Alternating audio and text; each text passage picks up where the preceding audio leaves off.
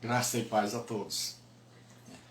Eu sou o reverendo Gilberto Rebouças e nós estamos reunidos para mais um estudo da Palavra de Deus no Sermão do Monte. E hoje nós vamos abrir as nossas Bíblias no capítulo 5 do Evangelho de Mateus, onde nós estamos estudando as leis do reino, o Sermão do Monte. Capítulo de número 5, o versículo de número 31 e o 32. Nós vimos na sexta-feira a questão da fuga, do afastamento do cristão da imoralidade. E hoje nós vamos estudar o que Jesus diz sobre um tema muito delicado, que é a questão do divórcio. Deus abençoe, Fernanda.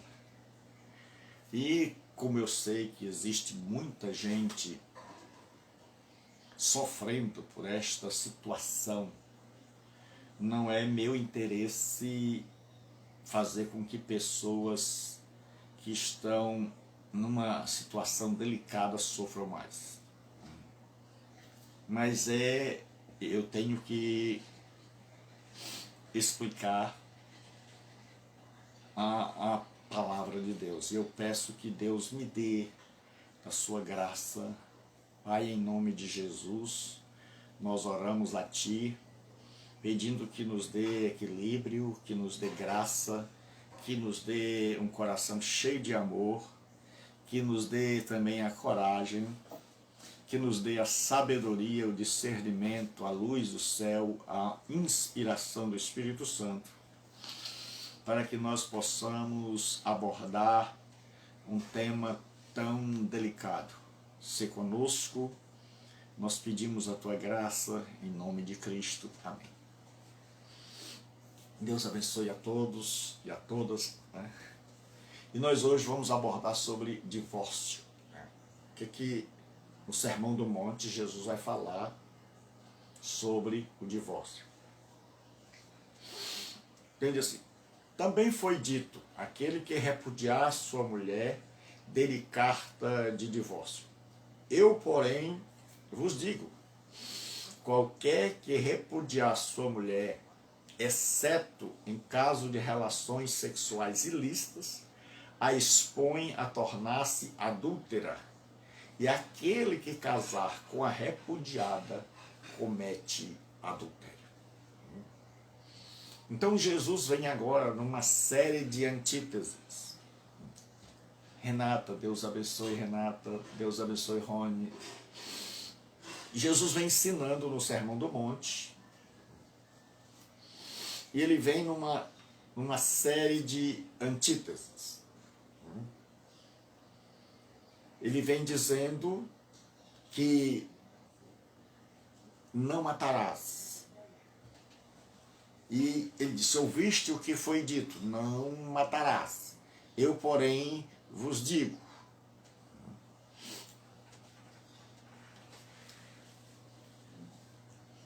Aí Jesus diz, aquele que odiar seu irmão e o desprezar, já o matou, já cometeu assassinato. Aí Jesus vem dizendo, vocês foram ensinados, que é o que significa a expressão, ouviste o que foi dito.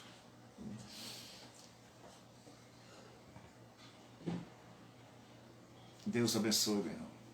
Então, o que acontece? É que Jesus vem uma série agora, como eu estou dizendo, de antíteses. Então, os rabinos, os professores do judaísmo, eles estavam interpretando a lei de Deus, ensinando ao povo. Só que eles reduziam as exigências da lei para que pudessem transgredi-la, não com um objetivo direto, mas eles liam apenas a superfície da lei e não o sentimento, o coração dela. E aí Jesus vem em uma série de antíteses e ele diz o seguinte: vocês ouviram que não pode adulterar. Ele disse: eu porém vos digo. Então tem ouviste o que foi dito de um lado, que significa vocês foram ensinados assim, os rabinos interpretaram a lei para vocês assim. Porque sempre foi assim. Nós nunca tivemos o cuidado e a preocupação de interpretar a lei, ou a escritura, ou qualquer documento escrito, e nós sempre deixamos para que outros interpretem por nós. Então esse é um dos grandes problemas nossos, é de não ter uma interpretação sadia, porque nós terceirizamos a interpretação, nós deixamos que outro interprete por nós. E quando esse outro interpreta bem, é uma bênção, mas quando esse outro não interpreta bem... Então Jesus vem numa série de antíteses, porque quando Jesus chega, percebe que a lei foi dada de um jeito, e as múltiplas interpretações desta lei tinham transformado essa lei original em algo que não era mais a lei de Deus, mas que a lei de Deus tinha ficado perdida em meio às interpretações dos rabinos, dos líderes de Israel. E aí Jesus vem: ouviste o que foi dito, ou seja, vocês foram ensinados assim. Eu, porém, vos digo. Jesus agora vai trazer os homens e as mulheres para a lei. Então, o que acontece?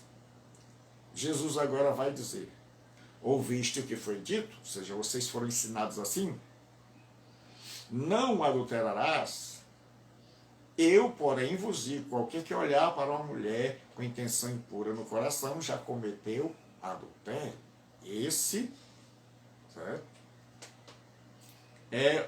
Essa é uma das antíteses. Então, a próxima antítese é a antítese do divórcio, que é a que nós estamos vendo. Também foi dito, vocês também aprenderam assim: aquele que repudiar sua mulher, dê-lhe carta de divórcio. Eu, porém, vos digo: qualquer que repudiar sua mulher, exceto em caso de relações sexuais ilícitas, a expõe a tornar-se adúltera, e aquele que casar com a repudiada comete adultério. Então, o mandamento de Deus que está em jogo é: não adulterarás. Porque cada mandamento, eu tenho dito que os mandamentos de Deus, os mandamentos do Senhor Jesus Cristo, não são cerca para nos prenderem, mas cercas para nos protegerem de cairmos no abismo. Eu sempre tenho feito a ilustração de que é como se a gente morasse numa ilha bastante grande, imensa, e tivesse tudo o que a gente precisava dentro dessa ilha. Mas que em determinados lugares da ilha havia despenhadeiros terríveis, altíssimos. Então alguém chega lá e bota cercas, várias cercas, para impedir que as pessoas desavisadas, por ignorância, por desconhecerem o local, com aviso: abismo, não ultrapasse, lugar perigoso, você pode morrer. Lá embaixo há pedras, muito alto, sujeito a escorregadio, lugar onde quase todos os dias tem desmoronamento. Então você colocasse uma cerca ali com várias placas avisando dos perigos que corriam as pessoas que passassem para além daquela cerca. Então, ninguém com bom senso, ninguém sensato que não estivesse louco, diria que quem colocou aquela cerca e aquelas placas de aviso era alguém que queria ferrar com a vida dos outros. Assim, os mandamentos de Deus são para que a gente não caia no abismo. A lei de Deus e os mandamentos de Deus e do Senhor Jesus Cristo, quando Deus nos diz não, cuidado, não vá por aí, não tome esse caminho, Ele não está querendo ferrar com a nossa vida, Ele não está querendo tirar a nossa alegria, pelo contrário, Ele está querendo nos proteger. Então, os mandamentos de Deus não são cerca para ferrarem a nossa vida, para acabarem com a nossa alegria, pelo contrário, são cercas de aviso, dizendo, olha, se você ultrapassar, você está correndo perigo. Então, hoje, Jesus está tratando do divórcio. Ele diz, também foi dito, aquele que repudiar sua mulher dê-lhe carta de divórcio. Eu, porém, vos digo, qualquer que repudiar sua mulher, exceto em caso de relações sexuais ilícitas, a expõe a tornar-se adúltera. E aquele que casar com a repudiada, comete adultério. Então é mais uma antítese, é o que for ensinado. E quando se fala nessa questão do divórcio, o que acontece? Que as pessoas esquecem. A gente pega, qualquer um de nós pegamos aquilo que nos interessa, nós somos seletistas.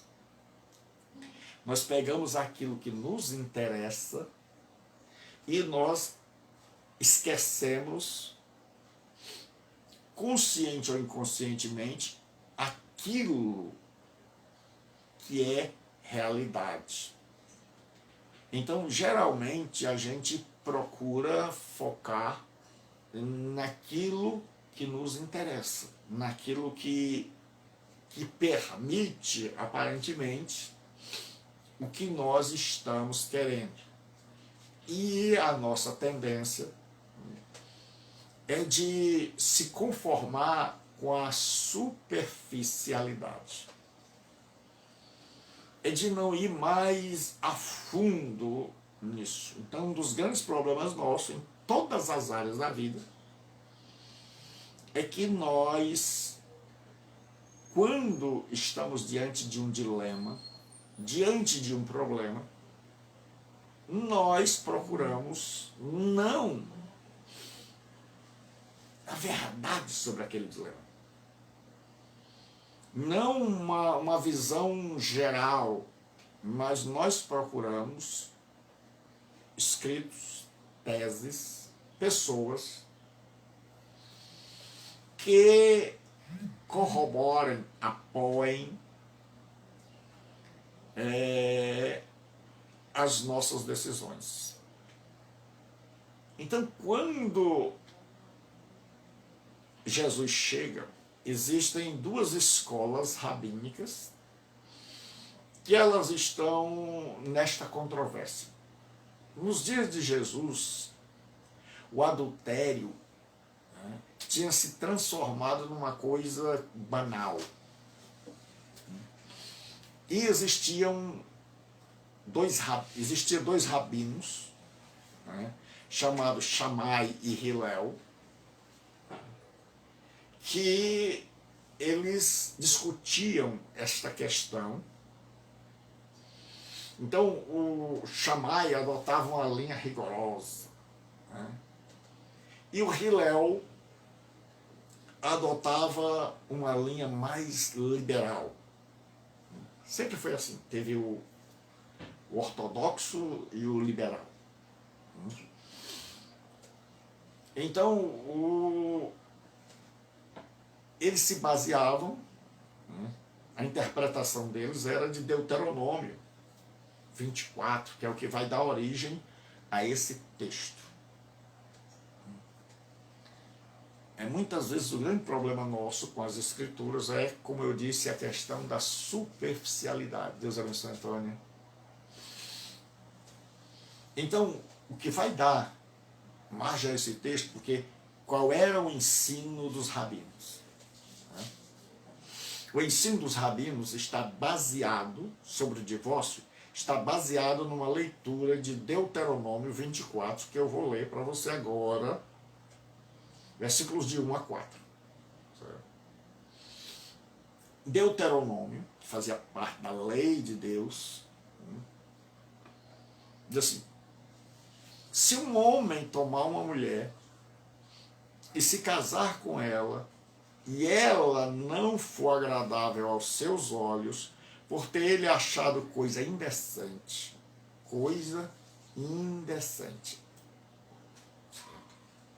é isso aqui que vai gerar as interpretações nela. E se ele lhe lavrar um termo de divórcio e lhe der na mão, e a despedir de casa, e se ela, saindo de sua casa, for e se casar com outro homem, e este a aborrecer e lhe lavrar um termo de divórcio, e lhe der na mão, e a despedir da sua casa, ou se este último homem que a tomou para si por mulher vier a morrer, então seu primeiro marido, que a despediu, não poderá tornar a desposá-la, para que seja sua mulher, depois que foi contaminada, pois é abominação perante o Senhor.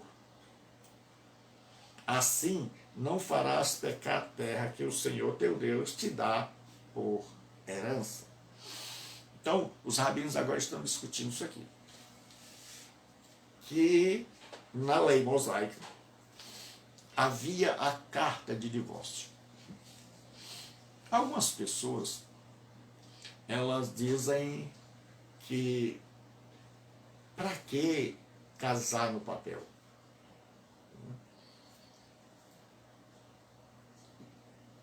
Se a Bíblia fala que para se divorciar a pessoa precisava de um documento, imagine para se casar.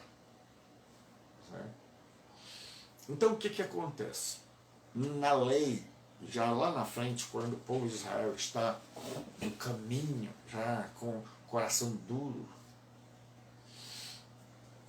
então existe uma exceção. A regra era marido e mulher sendo casados.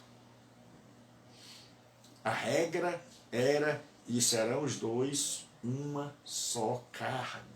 A regra estava lá no capítulo 2 do livro do Gênesis.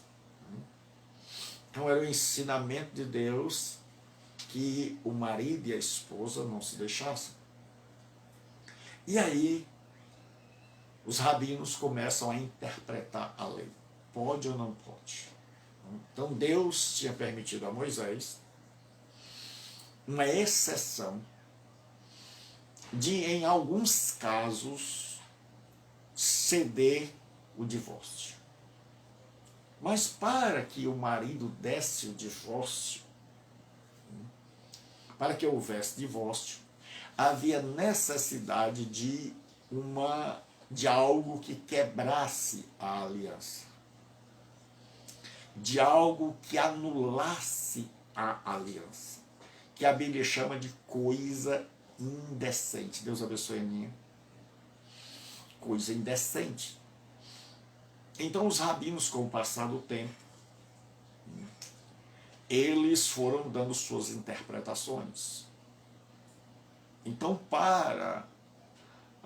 por exemplo, Hillel, até o fato da mulher, por exemplo, não fazer uma comida saborosa que agradasse seu marido era uma coisa indecente. Então, Hillel permitia, ele ensinava que o homem podia largar a mulher. Por qualquer coisa, ele podia mandar elaborar um documento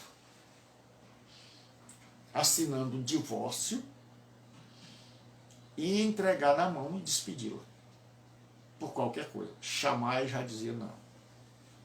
Não é assim não. Shammai já não admitia divórcio de jeito algum. Então, o que acontece?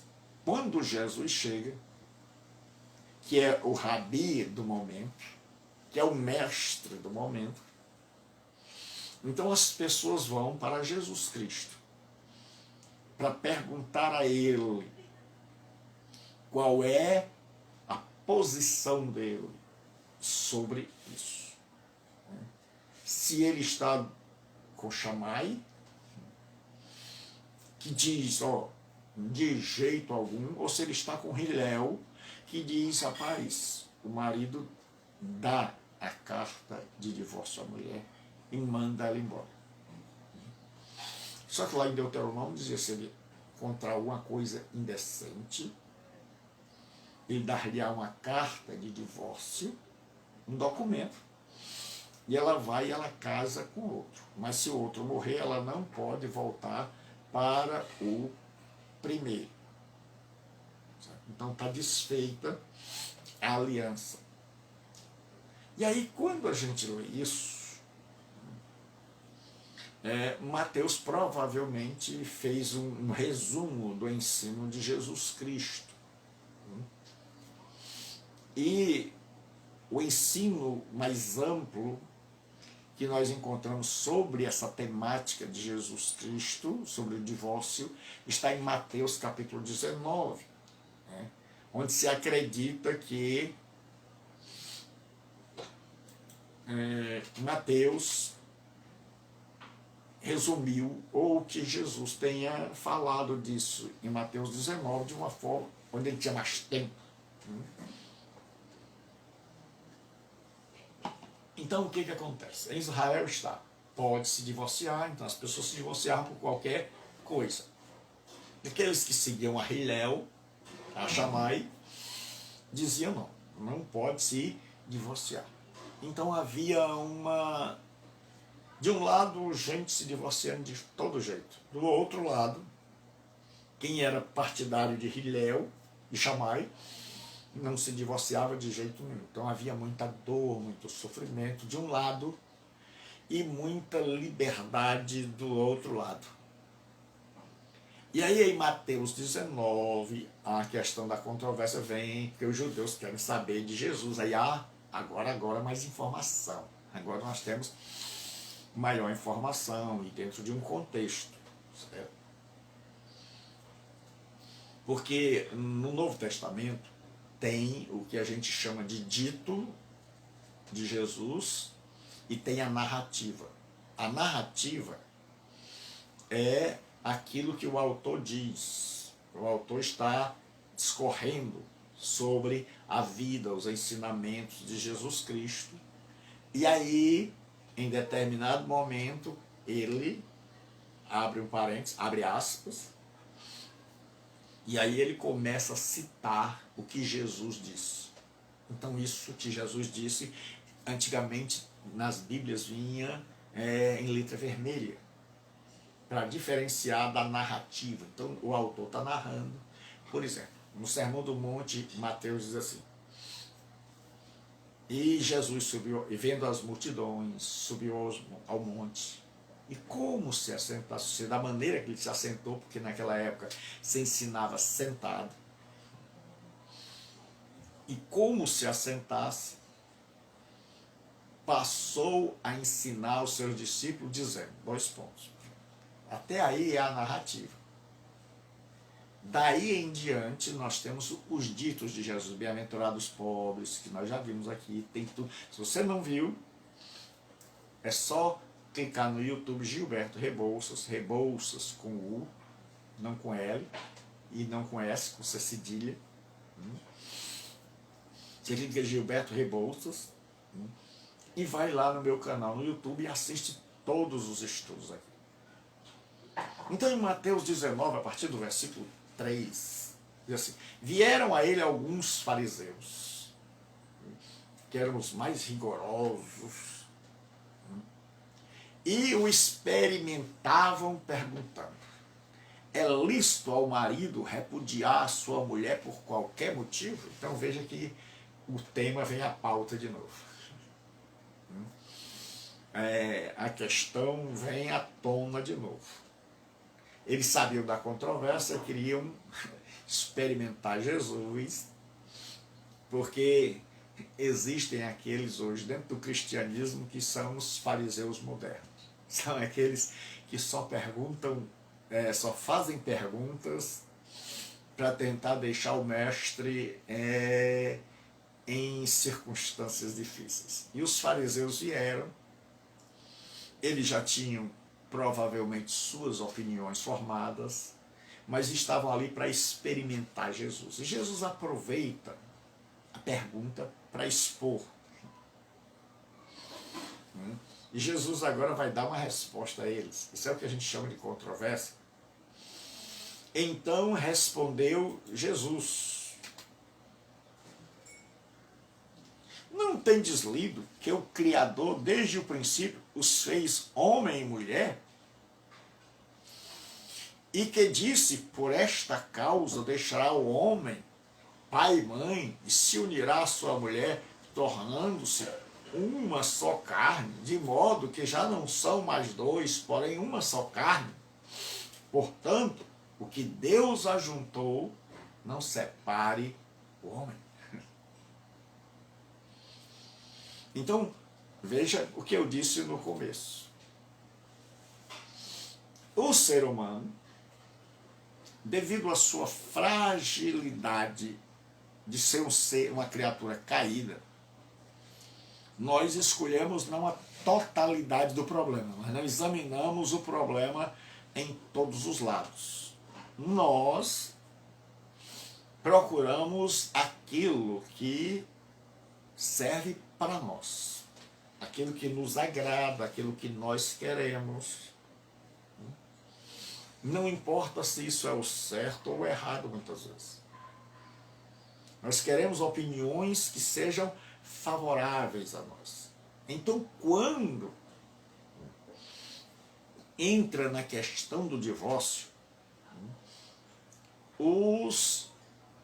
dos dias de Jesus, os rabinos e o povo, eles não vão para o que na teologia nós chamamos de plano piloto. Plano piloto é quando, antes da queda, são os capítulos 1 e 2 do Gênesis. O homem em seu estado original, o homem antes da queda, o homem no propósito de Deus, o homem em comunhão com Deus. Então o que o judeu faz? O judeu esquece isso. Esse negócio de serão os dois uma só carne. Essa história de criou Deus, o homem. E Deus foi o celebrante, o oficiante do primeiro casamento. Isso aí não. Isso aí vamos ter uma amnésia bíblica. E não vamos esquecer. Isso aí vamos esquecer. E para onde eles foram? Lá para Deuteronômio, muito tempo depois, para a exceção. Eles não foram para a regra, eles foram buscar algo que permitia que eles largassem da mulher. E aí, Jesus diz: rapaz, vocês vieram para onde vocês queriam. Mas, como bom teólogo, Jesus tem uma visão ampla, ele começa do começo. Ele diz: vamos voltar ao propósito original de Deus para o casamento. Ele diz: não vamos começar do meio, não vamos pegar textos só que nos interessa. Vamos pegar o texto todo. E aí ele volta para antes da queda para o plano piloto ou o plano original de Deus. Porque a queda, no capítulo 3, o plano original de Deus não é mais seguido pelo homem. O homem dá as costas para Deus e agora estabelece seus próprios planos. Então, esse homem sem Deus agora está criando suas próprias leis. Esse homem agora não se sujeita mais à lei de Deus, não busca mais a orientação em Deus. Então, como disse infelizmente o filósofo Protágoras, o homem é a medida de todas as coisas. Então o homem se tornou uma espécie de divindade. E ele faz suas próprias leis, como é hoje. Hoje a lei de Deus, as palavras de Deus são ridicularizadas. A Bíblia é contestada.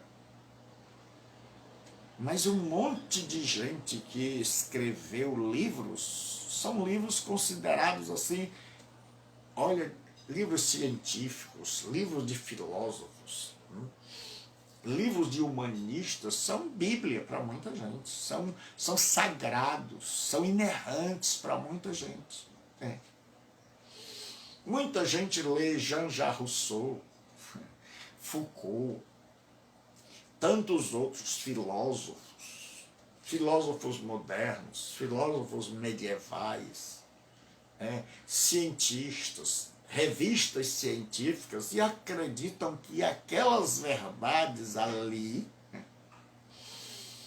são, aqueles textos ali, melhor dizendo, são verdades absolutas.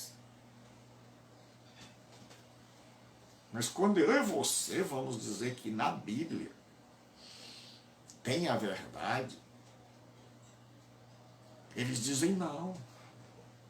Porque é comum do homem caído rebelar-se contra Deus.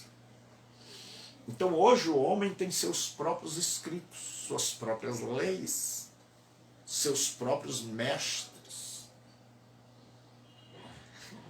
Sejam eles humanistas, filósofos ou cientistas. Então, para estes, as leis de Deus são absurdas, retrógradas, que já caíram no desuso. Mas nós ainda caminhamos, nós somos aquela turma que, como Adão, se rebelou e foi para o lado do antideus. Mas um dia, pela bondade de Deus, ele nos alcançou e nós demos meia volta, que a gente chama de conversão, nos voltamos para Deus e fomos estudar a Bíblia e percebemos: Deus está certo, Deus tem razão. Então Jesus chega e Jesus diz: olha, vocês esqueceram de ir lá no começo. Então vamos começar do começo de Jesus. Ele diz: por esta causa deixará o homem pai e mãe e unirá sua mulher, tornando-se os dois uma só carne. De modo que não são mais dois, porém uma só carne. Aí Jesus, portanto, é a conclusão de Jesus Cristo. Jesus disse: interpretaram a lei para vocês, eu vou interpretar. Jesus era um exegeta de primeiro, um intérprete de primeiro. Ele disse: portanto, qual é a conclusão da exegese de Jesus? O que Deus ajuntou, não separe o homem. Ele está dizendo que casamento é um ajuntamento feito por Deus de duas pessoas. E o que Deus ajuntou, o que o Criador ajuntou, a criatura não tem autoridade para separar. É esta a exegese de Jesus. Jesus diz: portanto, se nós partirmos do princípio e nós fizermos uma interpretação, uma leitura correta, ele diz: portanto, o que Deus ajuntou. Então ele diz: casamento é algo que Deus ajuntou duas pessoas que foram unidas por Deus. Aí ele diz assim, não o separe o homem. Ele está dizendo, quem é maior? Deus ou o homem? Então, se Deus ajuntou, o homem não tem autoridade para separar. Seja ele um juiz ou um marido. Então, casamento é algo muito sério.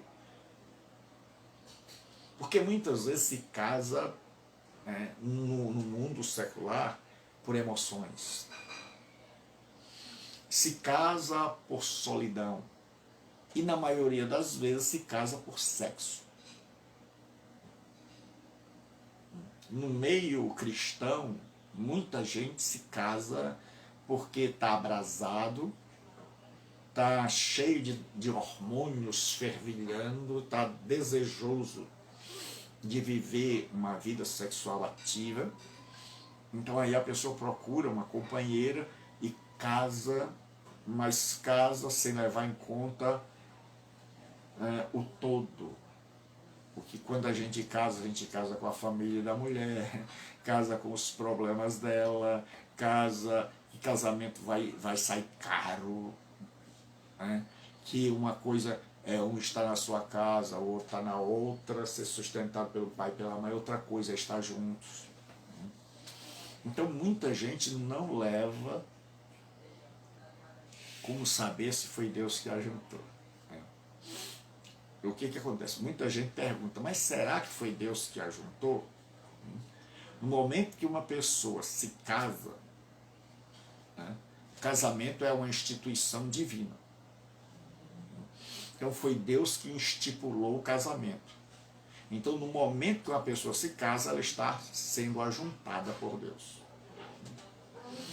Ajuntada por Deus não significa que Deus pegou um e o outro e disse, você vai casar com esse aqui. Deus não faz isso.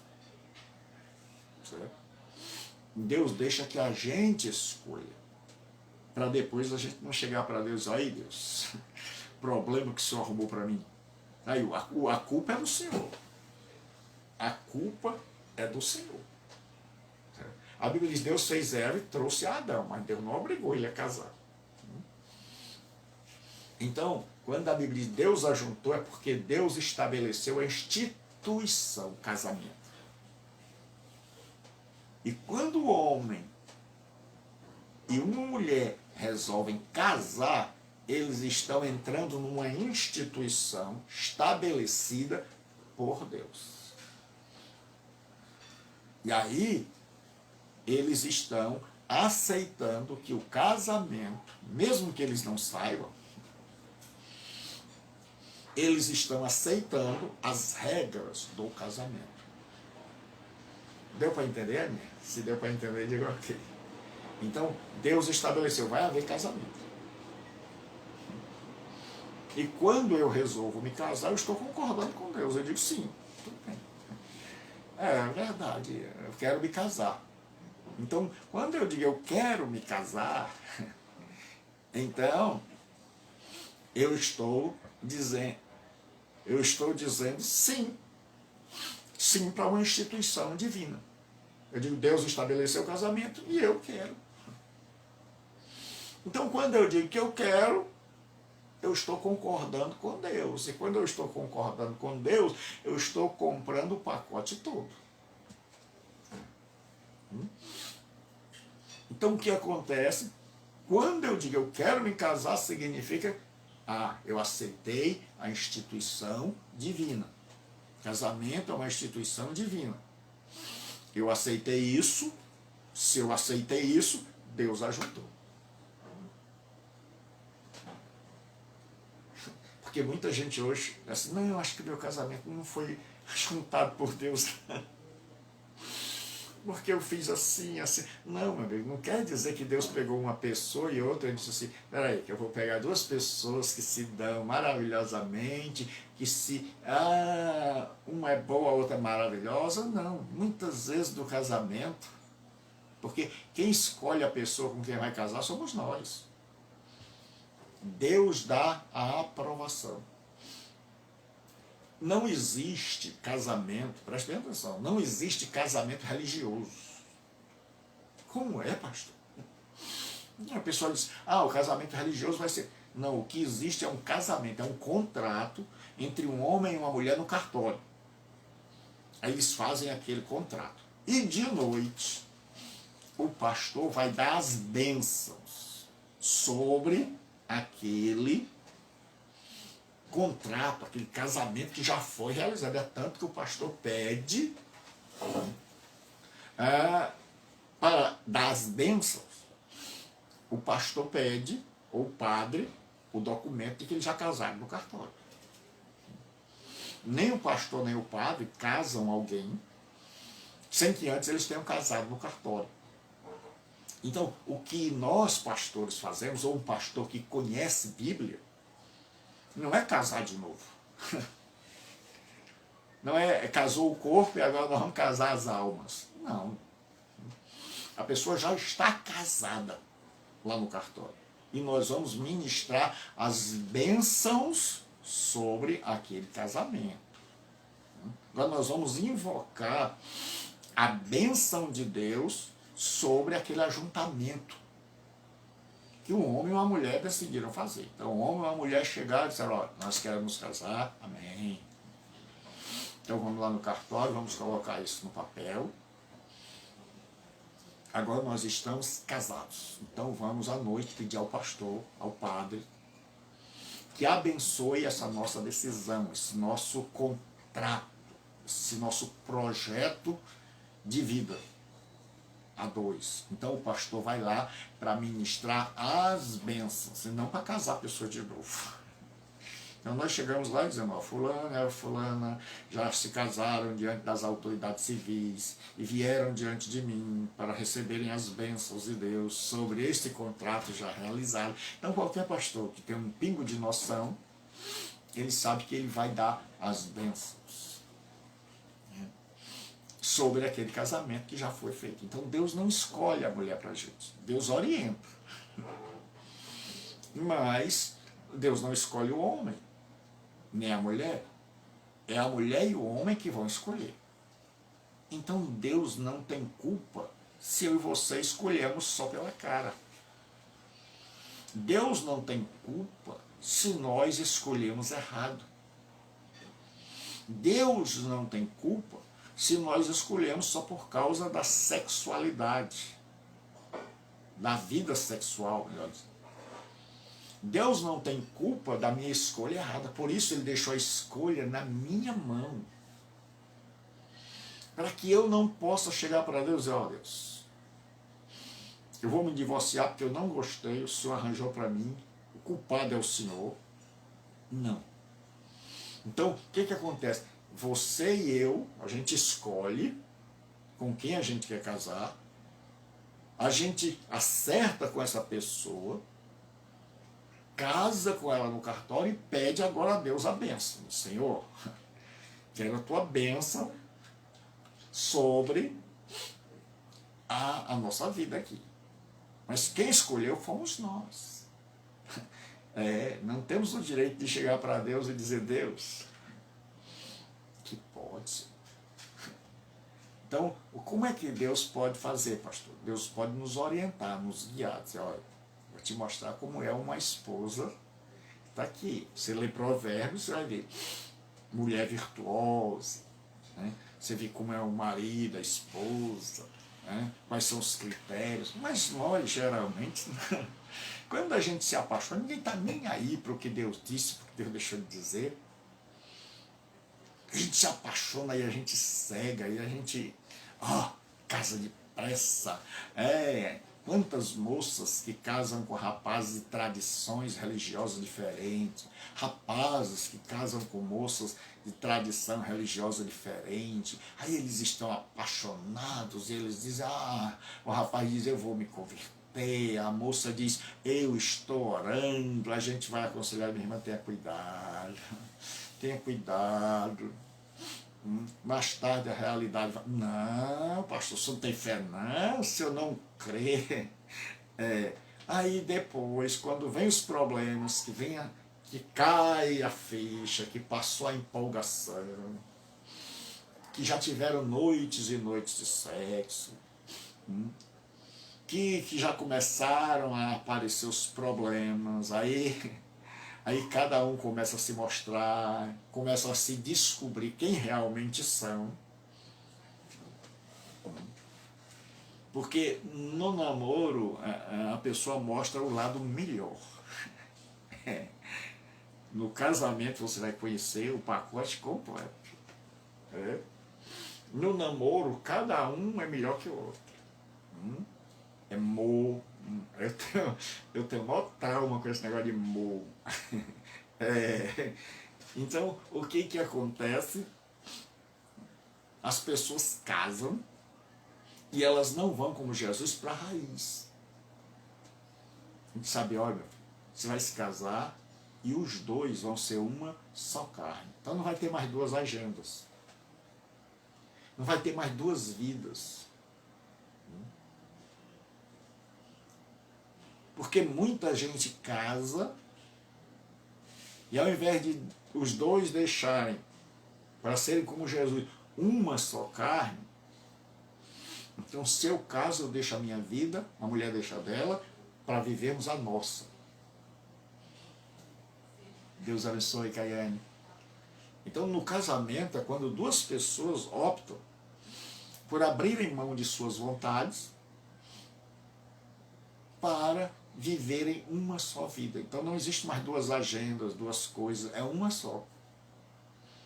Mas o que gera o divórcio? O divórcio é gerado porque muitas vezes cada cônjuge, mesmo casado, quer viver sua vida. O rapaz quer continuar com a vida como se fosse solteiro, chegando em casa a hora que bem entende. Frequentando a casa da mãe, jantando por lá, pobre da esposa em casa só. Por outro lado, muitas vezes a esposa vai para a casa da mãe, quer viver como solteira. E o pior é que quando cada um vive para o seu lado, cada um vai para o seu trabalho, cada um tem o seu dinheiro, e um diz eu ganho mais que você, já não é mais um dinheiro só, são 2 salários. E o que ganha mais acha que tem direito de mandar no que ganha menos. Então aí começam os problemas, porque a gente esquece propositalmente que agora não são mais 2, que são um. E aí a gente agora começa a dizer, mas espera aí, eu ganho mais que você ganha mais. Então se você não me obedecer, não fizer o que eu quero, então está na hora da gente começar a pensar em separar. Aí pronto. Aí começam os problemas, aí começa a questão de criar filhos, a questão de não ser mais algo novo, começa a vir a rotina, o dia a dia, as dificuldades, e aí isso vai se rachando, isso vai minando, e quando se pensa, quando se vai ver, já não são mais um. Tem muita gente separada dentro de casa. Tem muita gente que a cabeça dele está em outra coisa, a mulher em outra, e ele já não tem mais nenhuma sintonia, são agendas completamente diferentes. Tem gente que está já divorciado faz tempo, só ainda não assinou o papel ou deu uma carta. Por quê? Porque esqueceu de ir para o começo e dizer, olha, é isso que eu quero. Eu estou disposta a abrir mão do meu desejo de ir para a farra. Eu estou disposta a abrir mão da minha juventude. Eu estou disposto a partilhar com uma mulher o resto da minha vida. Não é assim, eu vou casar, se não der certo eu separo. Mas é pensar, é sério, o que eu vou fazer é sério. Então não pode ser só por causa do desejo sexual. Ah, todo mundo está falando em sexo, o mundo vive na luxúria. Então eu tenho que me casar, eu tenho que... Qualquer pessoa que aparecer aí na frente, eu tenho que me casar. Muita gente casa por paixão. A paixão é avassaladora. Ela vem e a pessoa adoece, a pessoa enlouquece, a pessoa deixa pai, mãe, a pessoa deixa família, a pessoa cega. O erro está ali na cara dela, que ela vai fazer a pior coisa da vida. Todas as pessoas estão orientando, todo mundo está vendo. Eu gosto muito da minha sogra. E a minha sogra é uma figura. Dona Mundica, um abraço, Dona Mundica. Quando a gente está assistindo qualquer coisa, novela, ou que ela vem aqui para casa e ela senta comigo no sofá, ela se torna minha companhia. Quando eu chego da faculdade, eu estou para descansar um pouco a cabeça, para depois começar a estudar de novo. Então eu janto assistindo televisão, eu estou assistindo com ela, e aí ela fica brigando com os personagens da televisão, das novelas. Né? Eu não te disse, mulher, eu não te disse, bicha ruim, deixa de ser ignorante. Ela fica brigando com a televisão. Ela diz, eu não te disse que esse bicho não prestava, como é que pode uma bicha dessa? A minha sogra fica dizendo, como é que pode uma bicha dessa? Tá na cara aí, tu não tá vendo que esse bicho não presta? E eu fico dando corda. Né? Eu fico, aí, Dona Morica, vai lá, é verdade, Dona Morica, vai.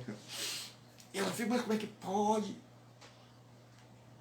Você tá vendo? E ela diz alguns termos que são meio mais pesados, não são palavras, não é? Que não convém. Aí ela diz, e eu fico rindo, e ela fica brigando ali. Ela diz, olha, mas essa Bibi com esse Rubinho, tá vendo que esse bicho é bandido, e fica passando a mão, e tá destruindo a vida dela. E como é que ela deixa de ser advogada pra ir ficar com um cara desse, que tá na bandidagem, e que tá vendendo as coisas, e agora onde é que ela tá? E ela fica brigando. Assim é a pessoa apaixonada, meu. Não adianta, assim como não adianta a minha sogra brigar com a televisão, né? Não adianta a pessoa brigar com a pessoa apaixonada, dar conselho, mostrar ela não enxerga. Ela não quer ver. Todo mundo se torna inimigo dela. O único amigo é o amor. É aquela mulher, aquele rapaz, aquela moça. Então a pessoa se torna surdo e cego para tudo. Então ela cobre tudo, todos os defeitos ela não vê, e ela justifica os erros. Ela maximiza as potencialidades e ela minimiza e justifica os defeitos. E tudo começa aí. Divórcio não começa lá na frente. O grande problema do judeu foi que começou o divórcio lá quando o marido já não queria mais a mulher. E aí escrevia um documento e mandava. E o judeu pegou a interpretação aí. Mas o divórcio começa quando a gente faz a escolha errada. O divórcio começa quando a gente casa não para construir uma vida só, onde duas pessoas abrem mão das suas vidas para viverem uma união, para terem uma agenda só, onde os dois não estão mais num cabo de guerra, mas os dois estão do mesmo lado, puxando a corda.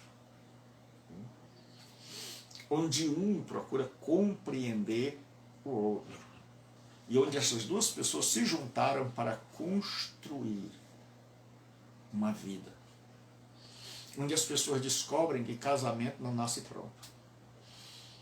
Que casamento é como Jesus disse, como Jesus disse, descerá a chuva, soprará os ventos, transbordarão os rios e combaterão aquela casa, mas ela não caiu, porque ela foi edificada sobre a rocha. Em muitos casamentos eu leio esse texto e o pessoal fica assim. Eu digo porque casamento é algo que se constrói. É algo que duas pessoas resolveram construir.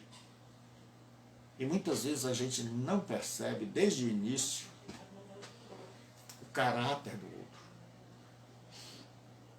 A gente não percebe desde o início que um gosta mais, o outro gosta menos.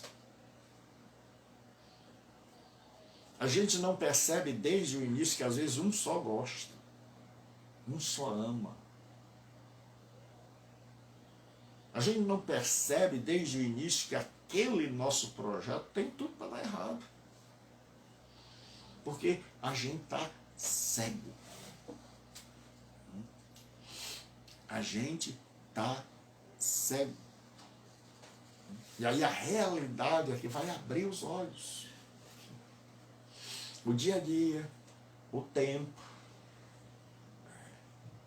quando as necessidades físicas são satisfeitas, quando surgem os problemas que os dois precisam estar do mesmo lado, quando surgem os filhos que ao invés de pai e mãe estarem em acordo na criação do filho, cada um tem uma maneira de criar.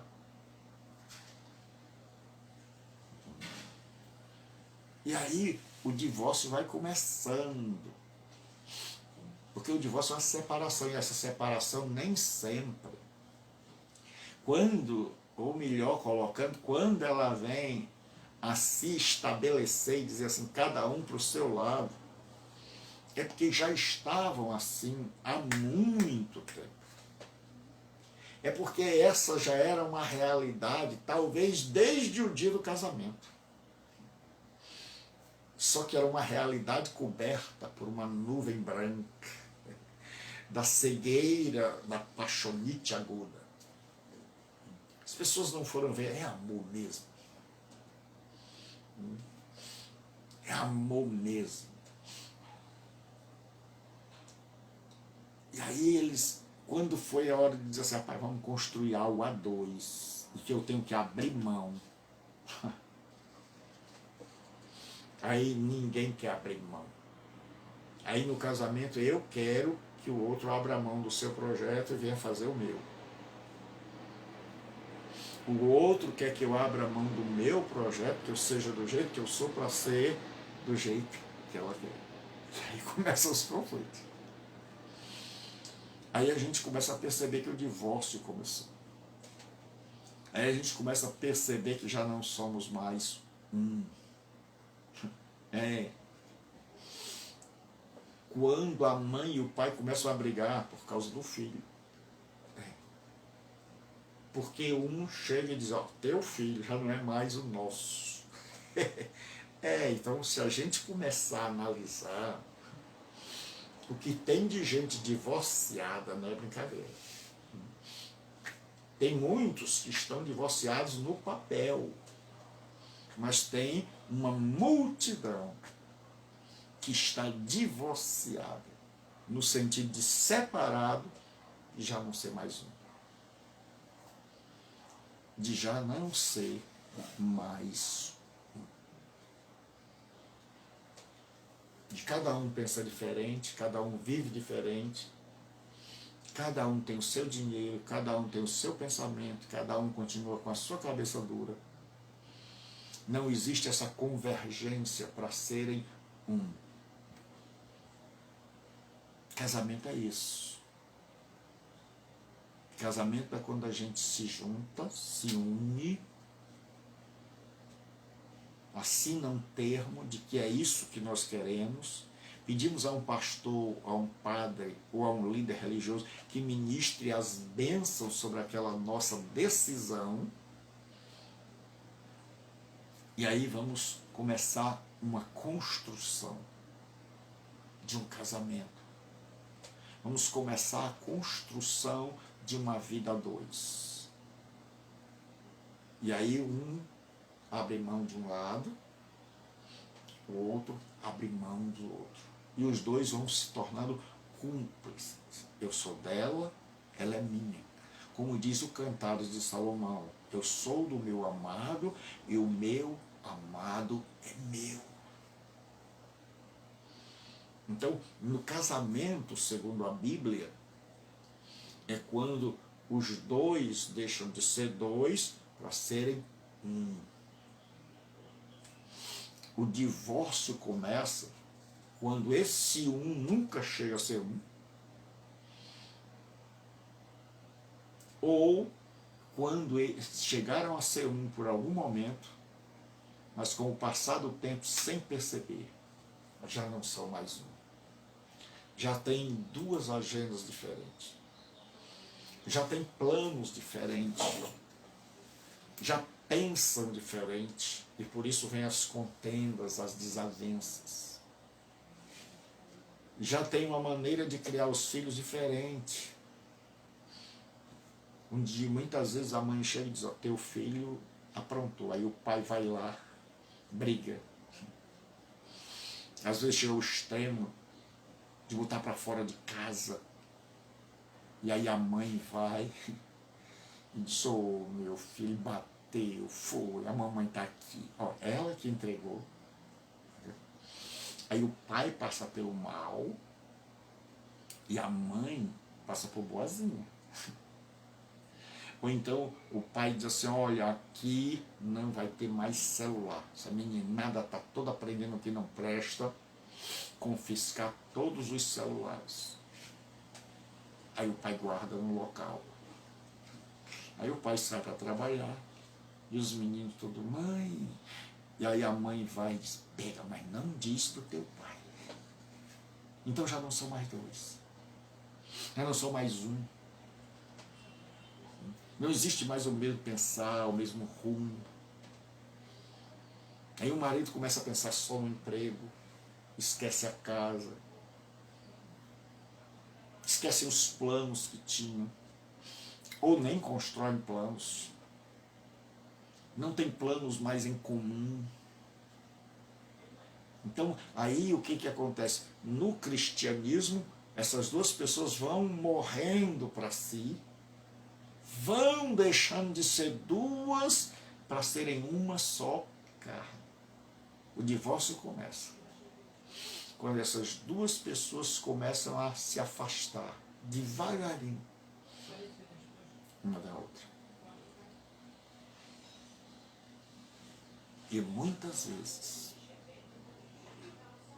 nós já estamos completamente, totalmente afastados, vivendo debaixo do mesmo teto, dormindo na mesma cama, comendo na mesma mesa, mas cada um vivendo a sua vida.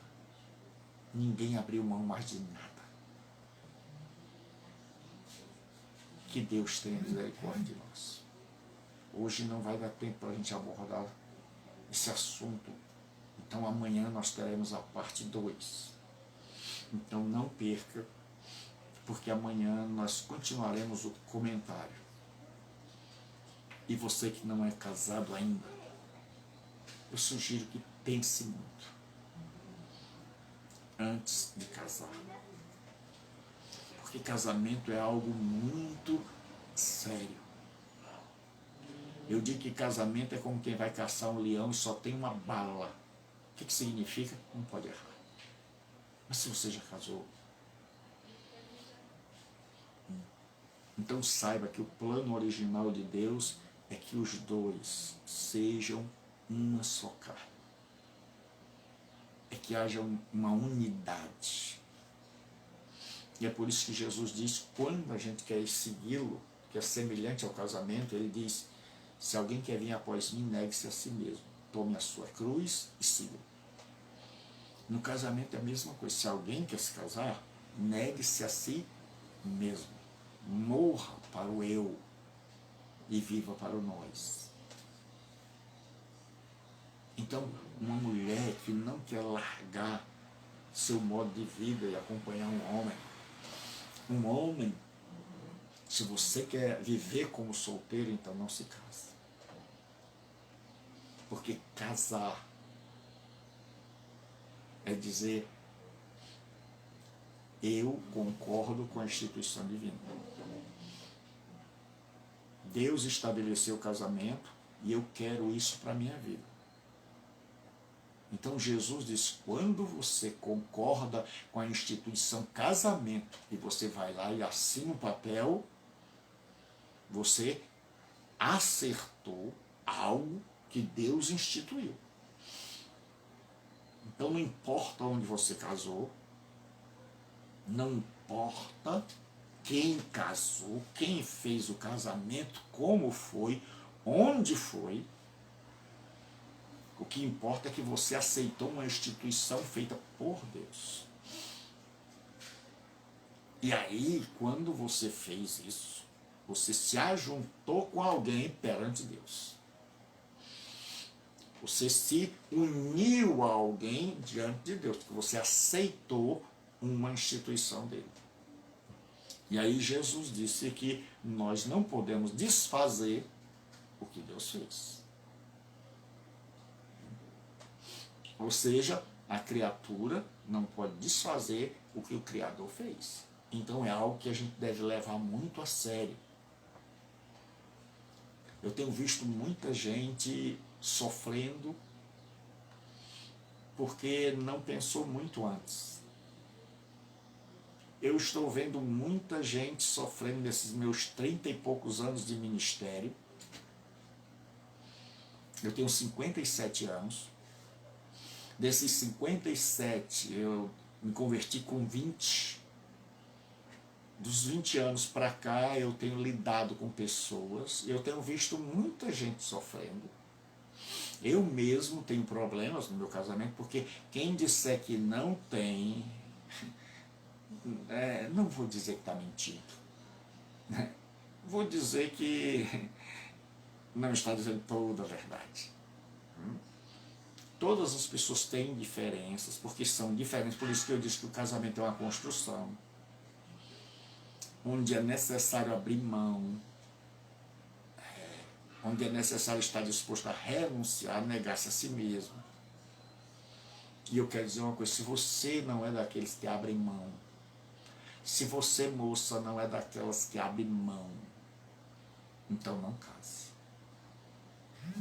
Se você não estiver disposto a fazer a sua parte, e ainda por cima precisa contar com a ajuda de Deus para que o outro também seja alguém que quer fazer a parte.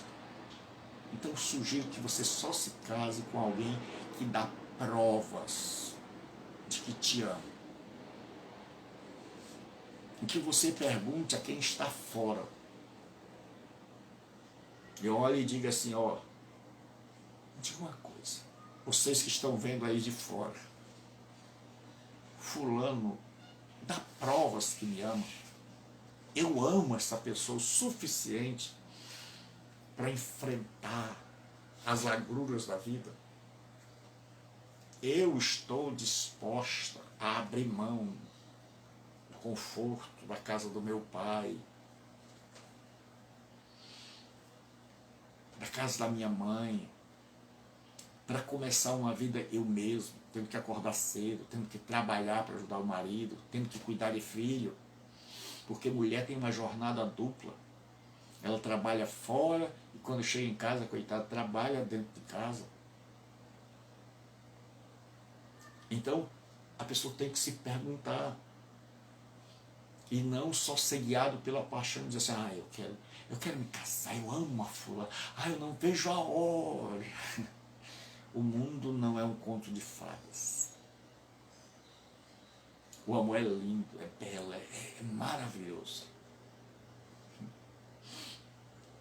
Mas se o amor não for verdadeiro, se for apenas uma paixão, não vai se sustentar diante das adversidades da vida. Você que está casado, tem que se examinar assim: como é que está meu casamento?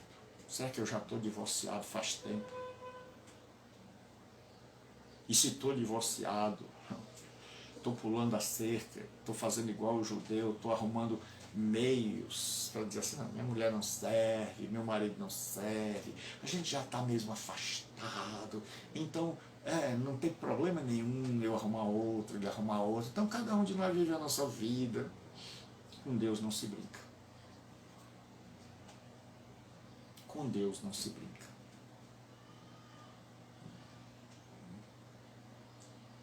Então, ou você percebe que o outro, que você cometeu um erro. Diz assim, eu pensei que fulano gostava de mim, mas descobri, pastor, que no dia a dia eu tenho percebido que não sou amada. Que não sou amada. Então aí agora é se colocar aos pés de Deus, confessar o erro. Confessar o pecado. O quê, pastor? É dizer, Deus, eu estava cega. Eu estava cego. Senhor, eu não atentei muito para as coisas, não ouvi os conselhos. Senhor, eu caminhei para esse lugar que fui eu que escolhi. Não adianta transformar, botar a culpa em outro como Adão, a mulher que tu me deste. A mulher chegou e disse, a serpente olhou para todo lado, não tinha ninguém, ficou calada. Então não adianta a gente tentar dizer, a culpa é da minha mulher, a culpa é do meu marido. Não, a culpa é dos dois. Os dois fizeram algo no impulso, sem pensar, na paixão, pelo desejo sexual, ou porque já estava grávida. E aí ia chegar diante de Deus e dizer, Senhor, me perdoe. Me perdoe pela atitude errada. Mas eu peço que o Senhor me ajude. Porque não adianta a gente meter os pés pelas mãos, fazer as besteiras da vida e depois ir reclamar com Deus. Nós temos que chegar diante dele humilhados e dizer, Senhor, eu errei.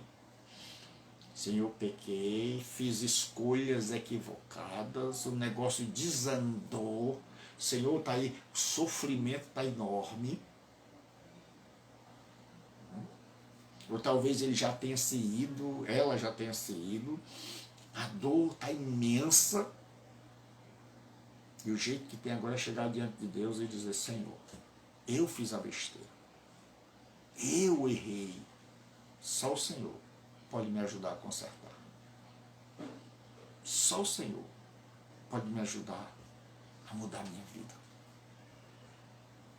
E reconhecer onde é que está errando. E Deus hoje nos chama para conversão.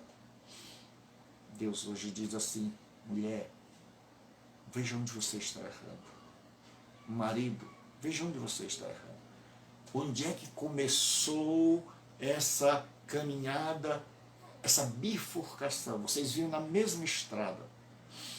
E de repente a estrada surgiu uma bifurcação, dois caminhos diferentes. Um foi para um lado, o outro foi para o outro. Jesus, ele diz, lembra-te, em outro contexto, mas que serve para cá. Lembra-te de onde caíste. Lembra onde começaram a andar em caminhos diferentes. Arrepende e pratica as primeiras obras. Senão a te virei e removerei do seu lugar, do seu candeeiro. Jesus disse para uma igreja que pecou, que vinha pecando, pecando, ele diz, lembra-te onde caíste. No casamento a gente tem que lembrar onde tudo deu errado. Será que foi desde o começo? Será que foi agora? Será que foi há algum tempo? O que aconteceu? E dizer, Senhor, eu vou fazer a minha parte. Senhor, eu vou fazer tudo para que isso dê certo. E cada um se arrependa.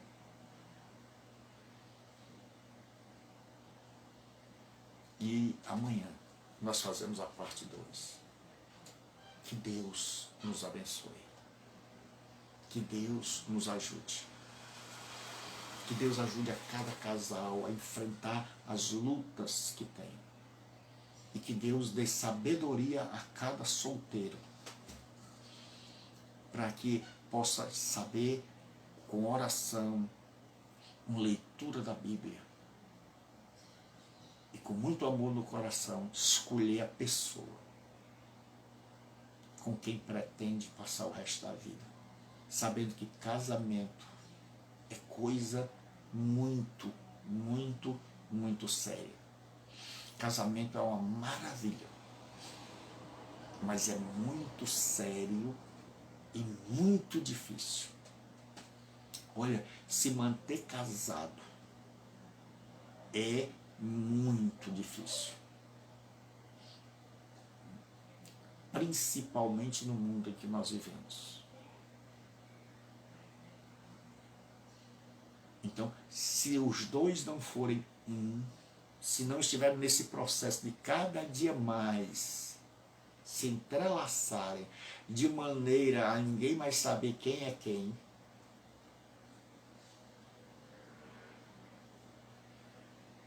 então não vai dar. Então chega um momento onde a pessoa não suporta. Mas qual é a alternativa? É chegar para Deus e dizer: Deus, me dê graça, me dê força, me dê sabedoria para lidar e me dê graça para fazer a minha parte. Deus abençoe. Até amanhã.